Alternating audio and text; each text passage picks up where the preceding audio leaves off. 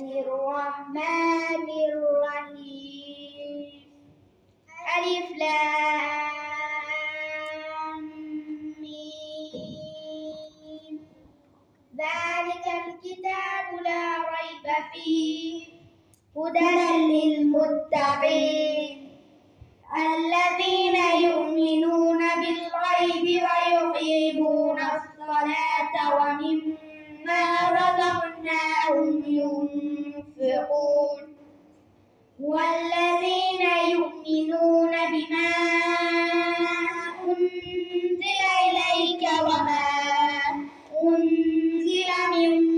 قبلك وبالآخرة هم يوقنون أولئك على هدى من ربهم وأولئك هم المفلحون إن الذين كفروا سواء